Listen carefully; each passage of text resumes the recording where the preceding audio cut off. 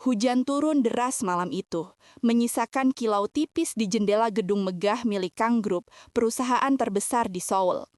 Di lantai paling atas, seorang pria berdiri membelakangi ruangan, memandangi kota yang sibuk dengan ekspresi kosong. Dialah Kang Ji-ho, CEO muda berusia 32 tahun, terkenal dengan sikap dingin, perfeksionis, dan tidak pernah tersentuh gosip cinta. Bukan karena tidak ada yang mengincarnya, justru sebaliknya, puluhan wanita dari keluarga konglomerat, selebriti, bahkan politisi berlomba jadi pasangan resminya. Tapi Ji-ho membenci satu hal, kepalsuan. Wanita-wanita yang datang padanya selalu memoles diri, berbicara manis, berlaga elegan, padahal semua demi status dan uang. Semakin mereka mencoba tampil sempurna, semakin Ji-ho merasa muak. Di dalam ruangan, sekretarisnya, Do-yun, mencoba menyampaikan laporan. Tuan Kang, mengenai gala dinner besok malam, calon pasangan yang dipilih direktur besar sudah. Gantikan dengan siapapun yang tidak berisik dan tidak berpura-pura elegan, potong Ji-ho tanpa menoleh. Do-hyun menelan ludah. Itu artinya tidak ada satupun dari daftar tamu yang lolos. Tapi ia hanya mengangguk pelan. Semua orang di perusahaan tahu, jika Kang Ji-ho sudah tidak suka sesuatu, tak ada yang bisa mengubah keputusannya. Di sudut kota yang jauh dari gemerlap Seoul, terdapat sebuah gang kecil dengan rumah-rumah tua yang saling berdekatan.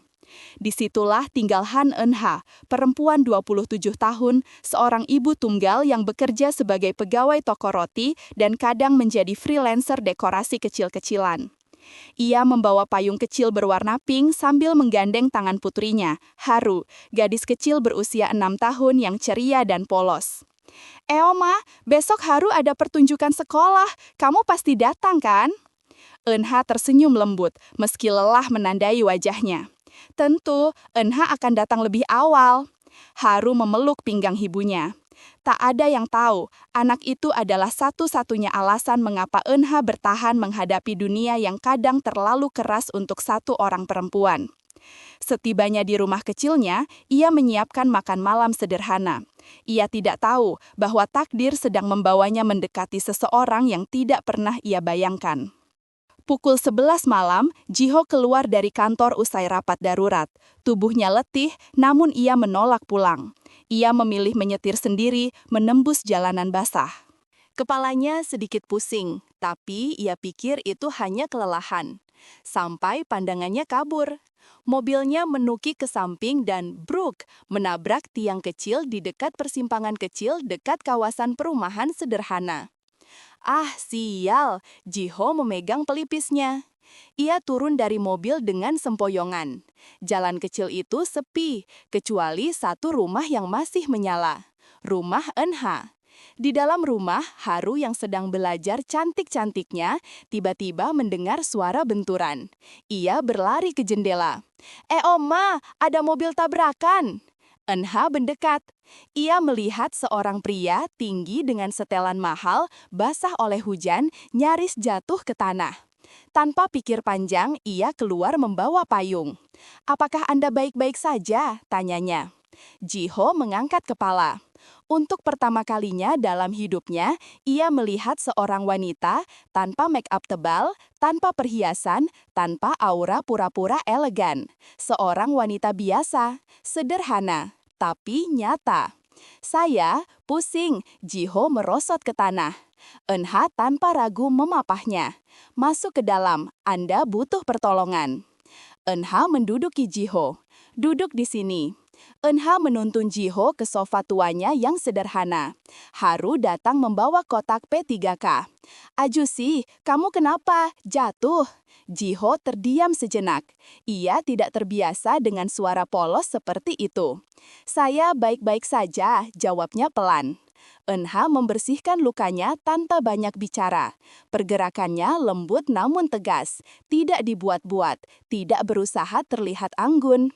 Dan entah kenapa, Ji-ho merasa aneh, nyaman. Haru duduk di sampingnya, memegang boneka kecil. Ajusi, jangan tidur dulu ya. Kalau tidur nanti mimpi buruk. Jiho tersenyum kecil, senyum pertama yang muncul setelah bertahun-tahun. Eunha memperhatikan ekspresi itu sekilas. Ada sesuatu yang berubah pada pria dingin itu. Saat semua selesai, Jiho berdiri. Terima kasih, saya akan membayar biaya perawatan. Eunha tersenyum kecil dan menggeleng. Tidak perlu, Anda hanya butuh istirahat. Hati-hati di perjalanan. Jiho tertugun. Dia tidak menerima imbalan, tidak memohon pengakuan, tidak memanfaatkan kesempatan. Wanita seperti ini masih ada. Bisakah saya tahu nama Anda? Tanya Jiho. Han Eunha, jawabnya. Nama itu melekat begitu kuat dalam benak pria itu, tanpa ia mengerti alasannya. Di luar, hujan kembali turun. Dan saat Jiho melangkah pergi, ia menyadari sesuatu. Untuk pertama kalinya, dia ingin kembali bertemu seseorang bukan karena bisnis, bukan karena kewajiban, melainkan karena hatinya bergerak sendiri. Sudah 3 hari sejak kejadian malam itu, namun wajah Han Eunha terus muncul di benak Jiho. Bahkan saat rapat penting, pikirannya melayang kembali pada rumah kecil bercat biru itu, pada gadis kecil berambut kepang, dan pada wanita yang merawat lukanya dengan ketulusan sederhana. Do Hyun melihat gelagat aneh. Tuan Kang, Anda kelihatan berbeda. Anda tidak memarahi siapapun hari ini. Jiho menutup laptop pelan. Ia sendiri tak mengerti mengapa hatinya terasa lebih ringan. Apa saya terlihat aneh? Tanya Jiho. Sama sekali, hanya lebih hidup dari biasanya. Do Hyun setengah bercanda, setengah tulus. Jiho bersandar di kursi, memijit pelipisnya. Sejak malam itu, ia tidak lagi melihat kemewahan dengan cara sama. Ia menyadari betapa sunyinya hidupnya yang ditutupi emas dan kesempurnaan palsu. Untuk pertama kalinya, ia ingin kembali ke tempat yang tidak ada hubungannya dengan dunia bisnisnya. Sore hari, Jiho sengaja menyetir melewati gang kecil tempat kecelakaan itu. Ia menepikan mobil dan berdiri lama memandangi rumah Eunha. Lampu jendela menyala hangat. Aroma roti dan sup keluar dari ventilasi kecil. Suasana itu asing tapi menenangkan. Haru lagi-lagi melihat dari jendela. Oma, Ajusi yang tempo hari balik lagi. Eunha terkejut, buru-buru berdiri dari dapur dan mengintip keluar. Benar, pria itu sedang berdiri di depan pagar, tampak ragu untuk mengetuk. Eunha keluar, menghapus tangannya dengan celemek. Tuan Kang, ada apa? Apa Anda masih merasa pusing? Suaranya lugas, tak ada gaya manis. Itu membuat Jiho semakin bingung terhadap dirinya sendiri. Saya lewat sini dan ingin mengucapkan terima kasih lagi, jawabnya canggung. Untuk seorang CEO yang terbiasa memerintah dunia, kalimat itu terdengar sangat lugu. Eunha tersenyum, saya sedang membuat sup, masuk saja sebentar. Dan seperti itu, untuk kedua kalinya Jiho melangkah masuk ke dunia kecil yang asing. Sebuah rumah kecil dengan suara tawa anak, aroma masakan rumahan, dan kehangatan yang tidak pernah ia dapatkan di rumah mewahnya. Meja makan Eunha kecil, hanya cukup untuk 3 orang. Haru duduk di samping Jiho dengan tanpa ragu. Ajusi kerja apa? Tanya Haru sambil makan. Jiho hampir tersedak. Tidak ada satupun orang di Seoul yang berani bertanya seperti itu kepadanya. Aku bekerja di perusahaan, jawabnya pelan. Perusahaan apa? Perusahaan besar. Haru mengangguk, tidak paham tetapi terlihat puas. Di sisi lain, Eunha menahan tawa melihat bagaimana CEO yang terkenal dingin itu kelihatan kikuk di hadapan seorang anak kecil. Setelah makan, Jiho membantu membereskan meja meskipun Eunha melarang. Anda tahu kan, lelaki yang tidak pernah menyentuh piring di rumahnya? Itulah Jiho. Namun, ia melakukannya dengan serius. Bukan karena ingin tampil baik, tapi karena entah kenapa ia ingin membantu perempuan ini. Saat akan pulang, ia menunduk sedikit pada Haru. Terima kasih sudah makan malam bersama. Lain kali, bolehkah aku datang lagi? Haru langsung mengangguk keras. Tentu boleh, Ajusi lucu. Jiho terdiam. Tidak pernah seumur hidupnya ada yang menyebut dirinya lucu. Dan dari balik pintu, saat ia berjalan kembali menuju mobilnya, Unha memperhatikan dengan bingung. Pria seperti itu, kenapa bisa tampak begitu kesepian? Keesokan harinya, dunia glamor kembali menjerat Jiho. Saat memasuki logi kantor, seorang wanita mengenakan gaun mahal dan parfum tajam mendekat dengan senyum dibuat-buat. Shin Ye-jin, putri konglomerat, wanita yang selalu berpura-pura elegan, selalu memaksa mendekat pada Jiho. "Opa, aku dengar kamu kecelakaan ringan. Kau tidak bilang padaku," ujarnya manja. Jiho menghindar. "Itu bukan hal yang perlu kukabarkan padamu." Yejin tersenyum, mencoba tampak anggun. "Aku sudah menyiapkan wine spesial. Kita bisa makan malam." Tidak. Satu kata itu saja membuat seluruh lobi membeku. Yejin menggigit bibir, marah namun berusaha tetap tampak elegan. "Tapi semua orang mengharapkan kita bersama. Semua orang..." "Orang-orang itu tidak penting," potong Jiho tajam. "Dan aku tidak menyukai kepalsuan." Kalimat itu mengenai Yejin tepat di jantungnya. Ia memekik dalam hati, namun mempertahankan senyum plastiknya. Sebelum pergi, ia berbisik, "Aku akan membuatmu sadar bahwa tidak ada perempuan yang cocok untukmu selain aku. Termasuk perempuan rendahan yang bahkan tidak kau sadari keberadaannya." Jiho berhenti sejenak. Perempuan rendahan? Sosok yang muncul di kepalanya justru wajah Unha. Senyuman sederhana itu, tatapan tulus itu, rumah hangat itu. Tidak, ia tidak akan membiarkan siapapun menghina wanita itu. Tidak ada alasan kuat bagi Jiho untuk bertemu Unha lagi. Namun hatinya berkata lain. Dan tanpa sadar, dunia mereka perlahan-lahan mulai terhubung. Bukan karena kebetulan, tapi karena sesuatu yang akan mengubah hidup keduanya untuk selamanya. Sejak makan malam di rumah Unha, Jiho merasa ada celah aneh dalam hidupnya, rasa yang tidak pernah ia alami sebelumnya. Saat bekerja, bayangan Unha muncul. Saat rapat, suara tawa haru terngiang. Saat pulang, ia tanpa sadar melewati jalur yang kebetulan dekat rumah Unha. Namun ia menahan diri untuk tidak mengetuk pintu. Ia takut terlihat mengganggu, takut dianggap aneh, dan terutama ia tidak mengerti apa yang ia rasakan. Di kursi kantornya, Jiho menatap file laporan sambil mengetuk-ngetukkan jemarinya tak sabar. "Kenapa aku memikirkan mereka lagi?" Ia berdiri, meraih jas dan berjalan keluar. Do-hyun terkejut. "Tuan Kang, ada rapat board meeting sebentar lagi." "Batalkan, jadwalkan ulang." "Dengan alasan apa, Tuan?" "Alasan pribadi." Itu artinya tidak ada yang boleh membantah. Jiho turun ke basement parkir, mengambil mobil, dan tanpa sadar ia mengarah ke tempat yang sama, gang kecil itu. Saat tiba, ia melihat Unha sedang menjemur pakaian di halaman kecil rumahnya. Haru berlari-lari sambil membawa sabun bubble.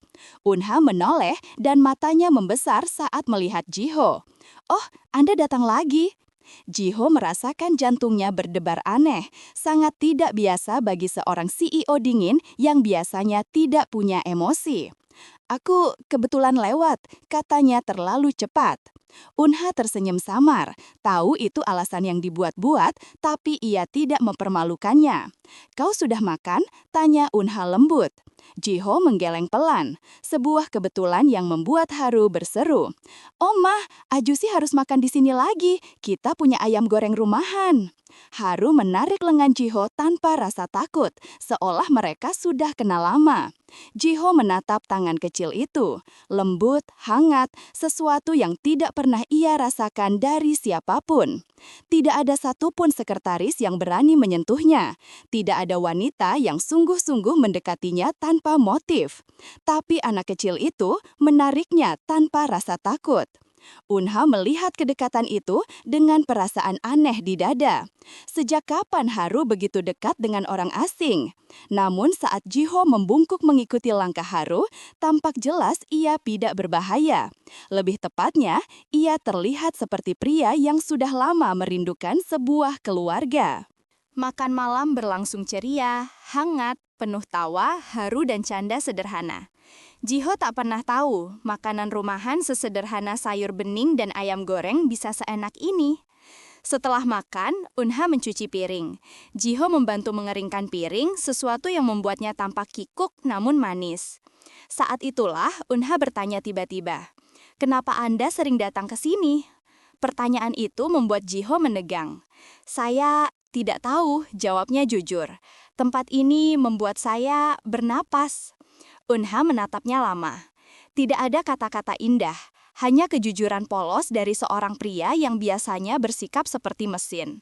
"Kau kelihatan kesepian," kata Unha akhirnya. Jiho berhenti mengeringkan piring.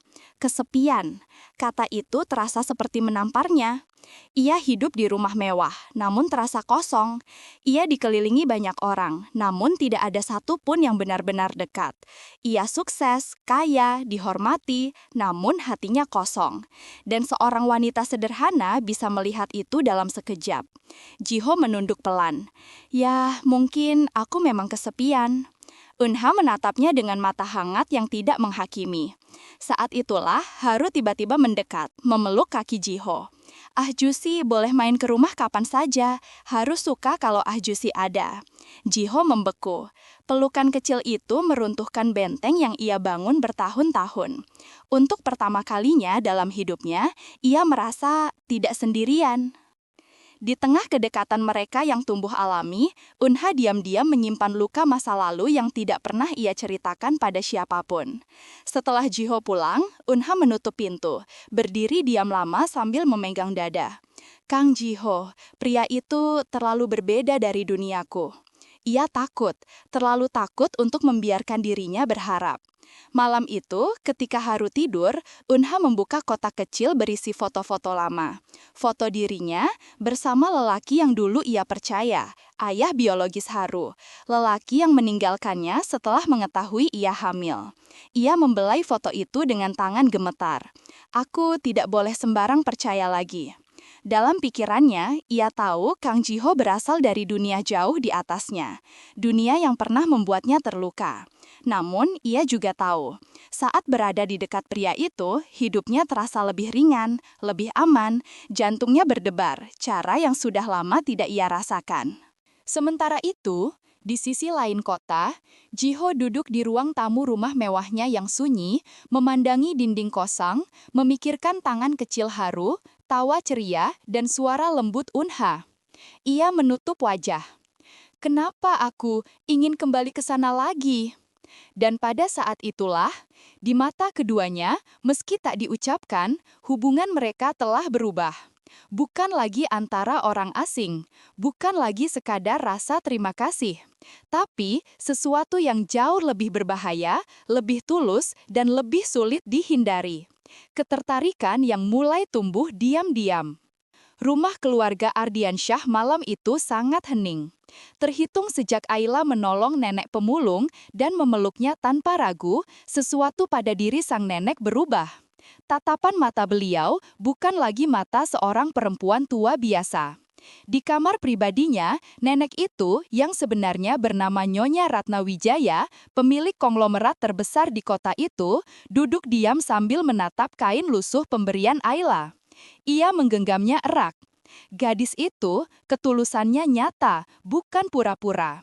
Untuk pertama kalinya selama bertahun-tahun, Nyonya Ratna meneteskan air mata. Bukan karena sedih, tapi karena lega. Setelah sekian lama kecewa pada banyak orang yang hanya mendekati cucunya demi harta, ia akhirnya melihat secercah harapan. Namun, hatinya belum sepenuhnya yakin. Ia butuh menguji satu hal lagi. Keesokan paginya, Ayla terbangun lebih cepat dari biasanya. Perutnya masih sakit karena semalam ia menahan lapar demi memberi makanan pada si nenek. Tapi ia tersenyum saat mengingat pelukan hangat itu. Tanpa sadar, ia merasa dekat. Dan ia tidak tahu betapa dekatnya ia dengan kebenaran yang jauh lebih besar. Di dapur, Ibu Ardiansyah dan Adara sudah mengobrol sambil duduk di meja makan. Begitu Ayla lewat, Adara mengangkat alis. "Adara, pagi-pagi kok tampil lusuh banget sih? Mau ikut kerja bakti kampung?"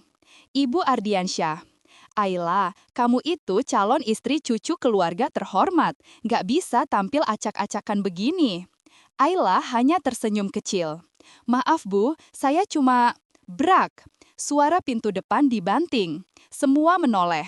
Nenek pemulung itu berjalan masuk sambil membawa karung lusuh, tetapi auranya berubah total. Tatapannya tajam, tegas, berwibawa. Dan untuk pertama kalinya, ia tidak membungkukkan punggung seperti biasanya. Ibu Ardiansyah. Bu, Anda kan pemulung yang kemarin, kenapa masuk seenaknya? Adara. Hello, ini rumah pribadi, keluar cepat. Tapi nenek itu tidak bergerak sedikit pun. Ia justru menarik kursi dan duduk di meja makan seolah itu meja rapat perusahaan. Ketegangan memuncak. Ayla yang sejak tadi diam mendekat. Ayla, Nek, ada apa? Nenek baik-baik saja? Nenek itu menatapnya lama, sangat lama, seakan menilai hati Ayla dari mata. Lalu senyumnya muncul, ringan, lembut. Nyonya Ratna berdiri. Ia mengeluarkan sebuah kartu metalik berlogo emas dari dalam karung. Semua membeku ketika melihatnya. Itu bukan kartu biasa. Itu adalah kartu identitas direktur utama dari Wijaya Corporation, perusahaan yang bahkan keluarga Ardiansyah takut untuk hadapi. Adara tersentak. Bukankah itu perusahaan raksasa yang nilai asetnya? Ibu Ardiansyah pucat. Tidak mungkin Anda. Nenek itu menatapnya tajam. Nama saya Ratna Wijaya. Saya datang bukan sebagai pemulung. Ia memandang Ayla dengan mata yang jauh lebih lembut.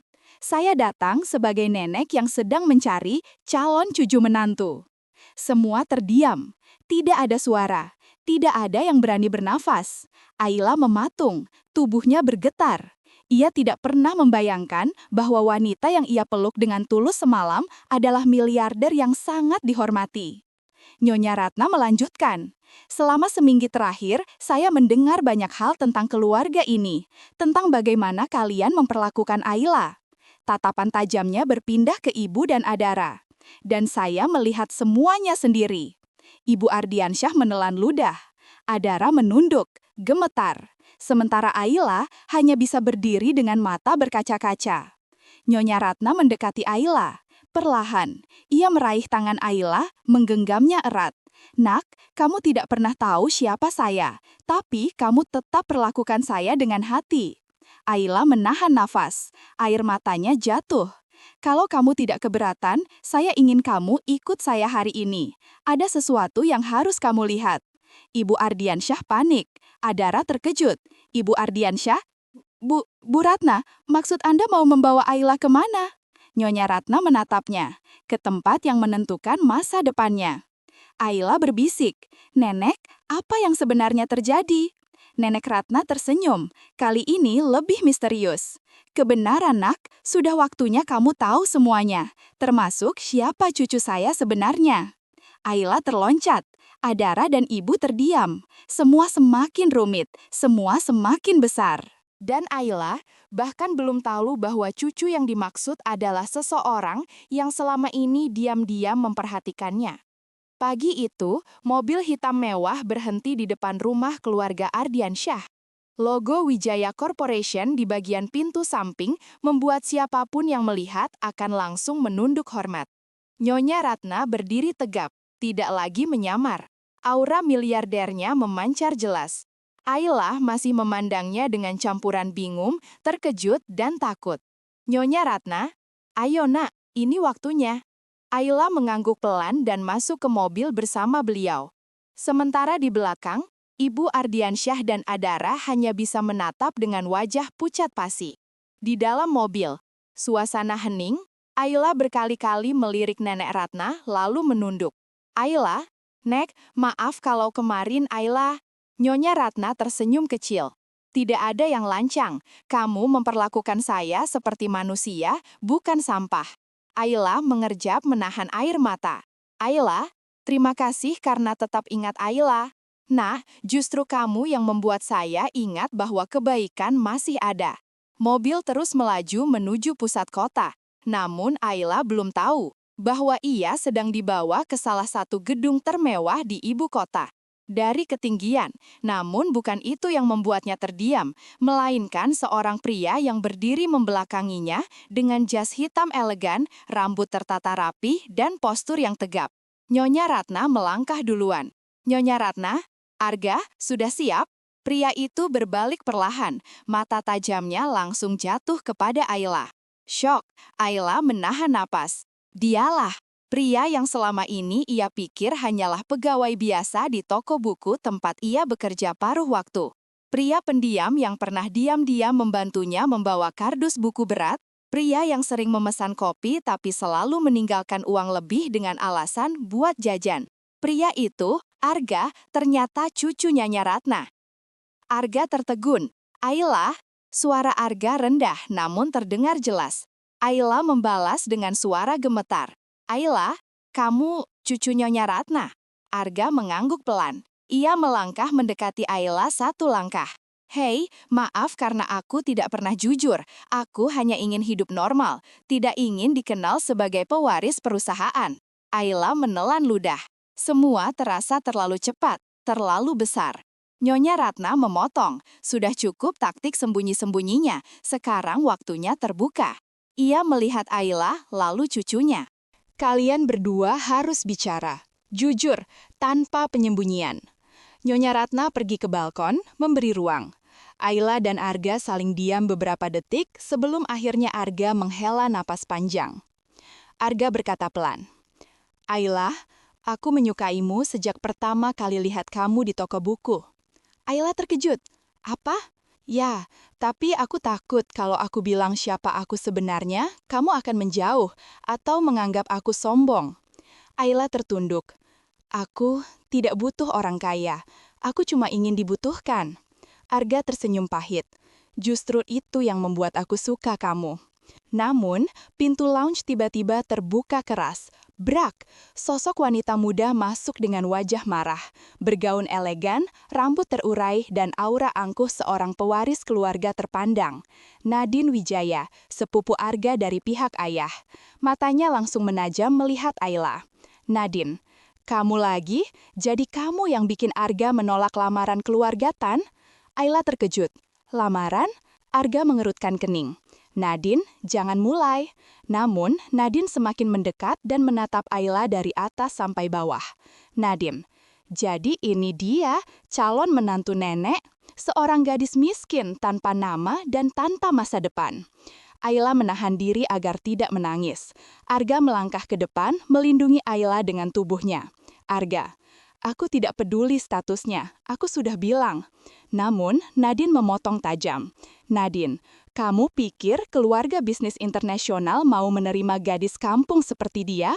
Kalau kamu memaksa Arga, kamu akan kehilangan posisi sebagai penerus. Tahu itu? Ayla membeku. Arga mengepalkan tangan. Dan di sudut ruangan, Nyonya Ratna akhirnya menoleh. Dengan tatapan yang tidak bisa dilawan siapapun. Nyonya Ratna berkata pelan, namun tegas. Nadine, siapa yang bilang kamu punya hak memilihkan jodoh untuk cucu saya? Nadine terbelalak. Tapi, diam, kamu lupa satu hal penting. Suasana menjadi mencekam. Di keluarga kita, keputusan akhir ada padaku. Arga menatap neneknya. Ayla memandang penuh harap. Namun, kalimat berikutnya dari Nyonya Ratna menghancurkan semuanya. Tapi, Ayla belum lulus ujian terakhir. Ayla menoleh cepat. Ujian? Terakhir? Nyonya Ratna menatapnya dalam. Iya, ujian yang akan menentukan apakah kamu benar-benar pantas menjadi bagian dari keluarga ini. Arga terkejut. Nenek, apa perlu sejauh itu? Nadine tersenyum miring, seolah mendapat amunisi baru. Apa ujiannya? Nyonya Ratna mendekat, mengambil tangan Ayla, dan dengan wajah sangat serius ia berkata, mulai hari ini, kamu harus tinggal di rumah saya, tanpa memberitahu siapapun, untuk melihat apakah hatimu tetap tulus saat hidupmu berubah. Ayla terpaku. Arga tercengang. Nadine tersenyum tajam, tanda ia menunggu Ayla gagal. Ujian terakhir baru saja dimulai. Rumah besar milik keluarga Wijaya tidak lagi tampak seperti hunian, tetapi seperti istana modern. Dinding kaca tinggi, taman luas, kolam berkilau, dan puluhan staf yang bekerja dengan rapi seperti mesin.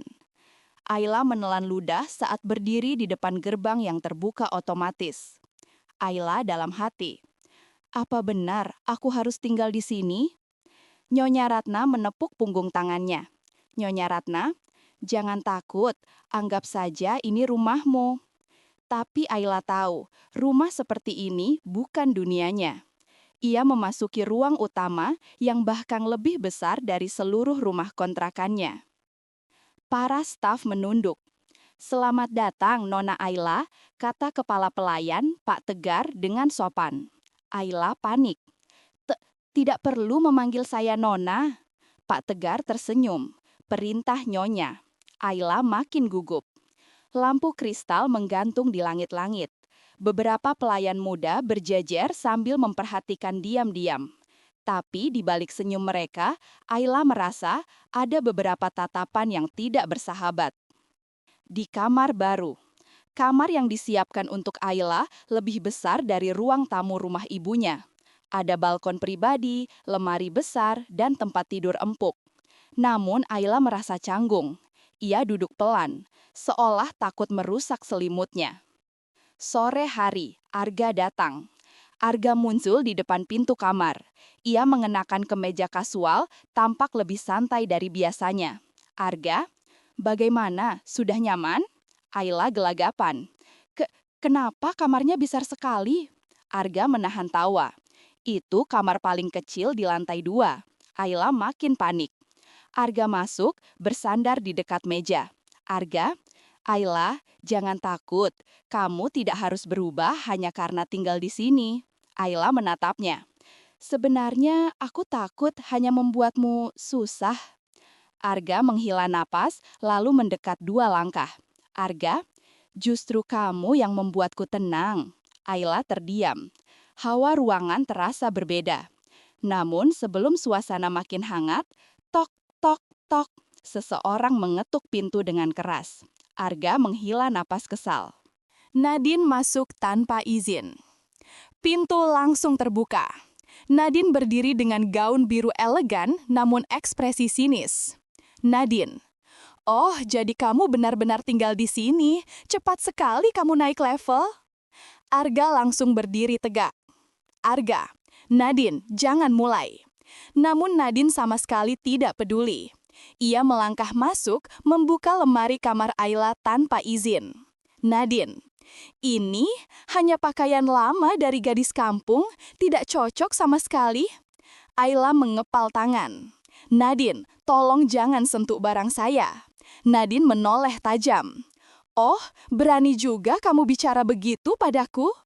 Arga menahan lengan Ayla agar tidak terpancing. Namun Nadine justru semakin menjadi. "Nadine, kamu pikir tinggal di rumah ini membuatmu setara? Arga itu penerus utama, kamu hanya..." Brak. Arga menutup lemari dengan keras hingga Nadine terkejut. "Arga, cukup." Nadine mendelik. "Kamu membelanya di depan aku? Kalau kamu tidak bisa menghormatinya, keluar."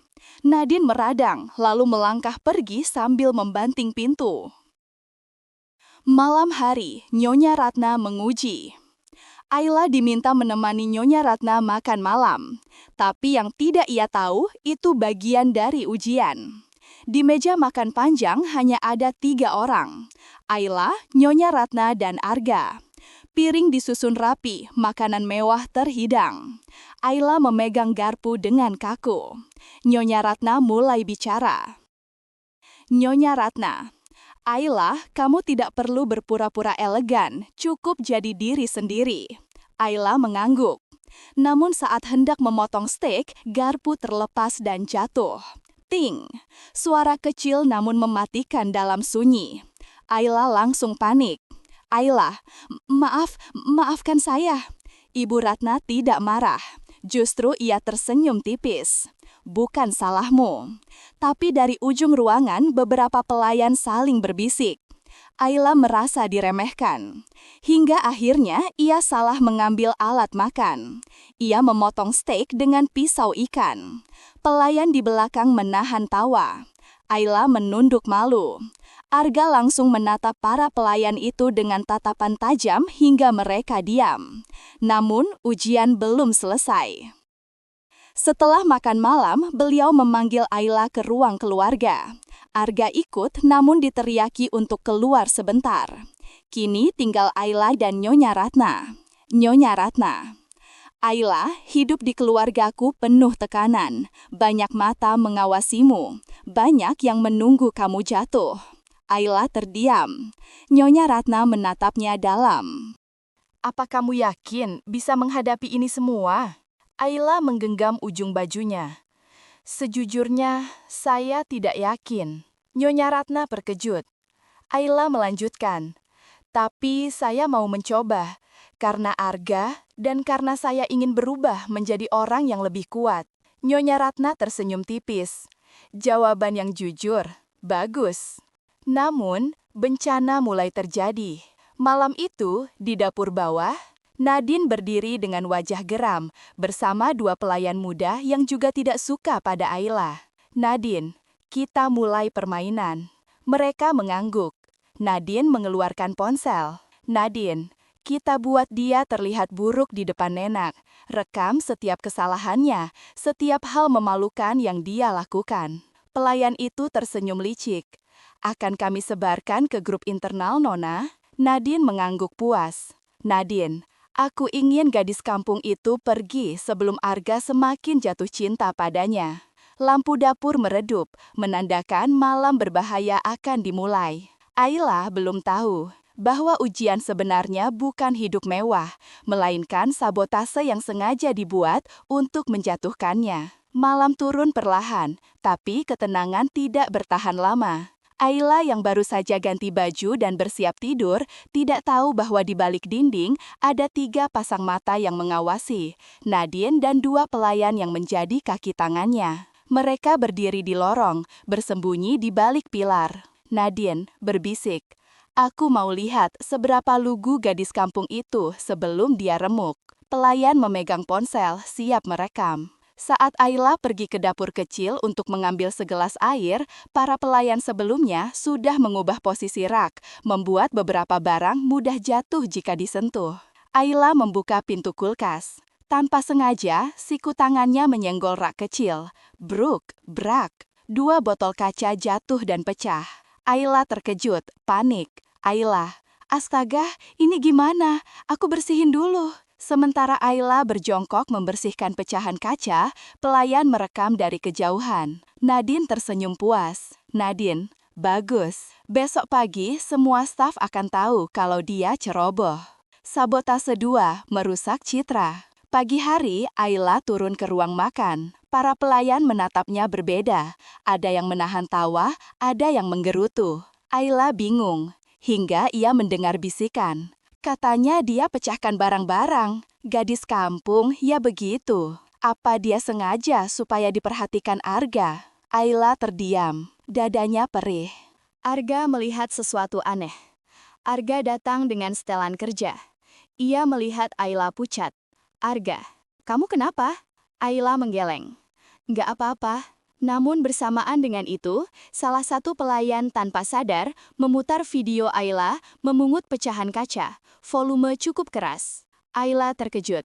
Nadine yang duduk di sofa pura-pura kaget. Nadine, maaf Arga, aku cuma lihat video kejadian semalam. Arga meraih ponsel pelayan itu, memutar ulang videonya. Tatapannya gelap. Arga, kamu rekam tanpa izin? Pelayan tergagap.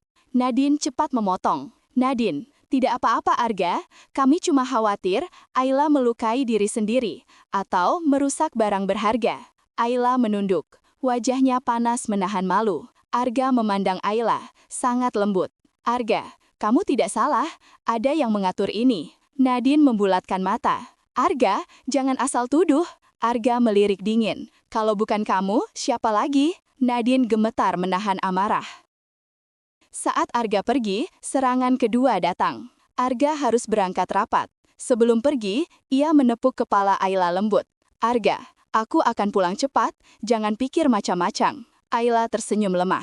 Setelah Arga pergi, Nadine mendekat dengan wajah puas. Nadine, seberapa jauh kamu ingin naik menjadi calon istri pewaris? Hah? Ayla menggeleng. Aku tidak punya niat seperti itu. Nadine semakin sinis. Nadine, kamu pikir semua orang akan percaya ucapan polosmu?